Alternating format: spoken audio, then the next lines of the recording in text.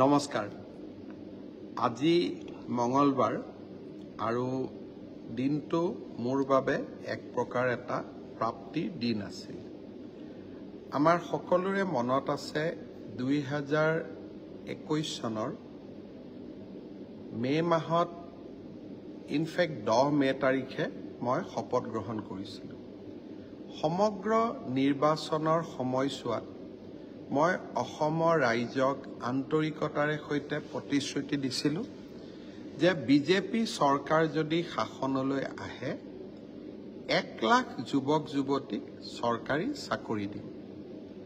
কোনেও বিশ্বাস কৰা নাছিলে। বিজেপি নিৰ্বাচনত বিজয়ী হ'ল, কোভিড আহিলে। সংকটৰ মাজত থাকিও সেই প্ৰতিশ্ৰুতি মই পাহৰা নাছিলোঁ। এটা সময় হৈছিল যে বিৰোধী পক্ষৰ বিধায়ক, বিশেষ এজন বিধায়কে 1 লাখ চাকৰি আমি দিব নোৱাৰিম বুলি ভাবিয়ে মাজে মাজে এনেকুৱাও কথা কৈছিল যে আমি এতিয়া আন্দোলন কৰিম, 1 লাখ চাকৰি চৰকাৰে কিয় দিয়া নাই।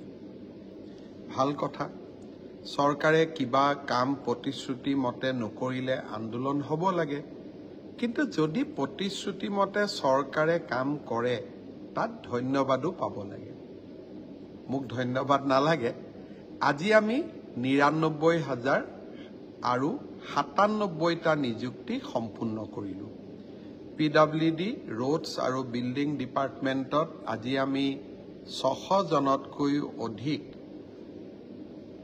জুনিয়ৰ ইঞ্জিনিয়াৰক নিযুক্তি দিলোঁ আৰু ৮১২ গৰাকী নাৰ্ছক নগাঁও, কোকৰাঝাৰ, নলবাৰী আৰু তিনিচুকীয়া মেডিকেল কলেজত আমি নিযুক্তি দিলোঁ।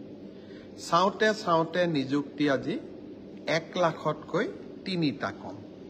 মই নিশ্চিত যে এই মাহত নহ'লে অহা মাহত আমি 1 লাখ নিযুক্তি সম্পূৰ্ণ কৰিম। অসমত ইয়াৰ আগতে কোনো এখন চৰকাৰ নাছিলে যিখন চৰকাৰে নিজৰ কাৰ্যকালৰ প্ৰথমটো 3.5টা বছৰত 1 লাখ নিযুক্তি সম্পূৰ্ণ কৰিছিলে। এটাও হাইকোৰ্ট হোৱা নাই, দুৰ্নীতিৰ অভিযোগ অহা নাই আৰু অসমৰ দুখীয়া আৰু মধ্যবিত্ত শ্ৰেণীৰ লোকে চৰকাৰী চাকৰি প্ৰথমবাৰৰ বাবে পাবলৈ সক্ষম হৈছে। এতিয়া মোৰ লক্ষ্য অনাগত দিনত আৰু 50,000 নিযুক্তি সম্পূৰ্ণ কৰিব পাৰোঁ নেকি। চেষ্টা অব্যাহত থাকিব।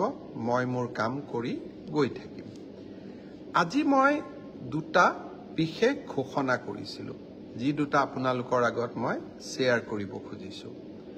প্ৰথমটো হ'ল আমি নিযুক্তিত স্বচ্ছতা আনিলোঁ।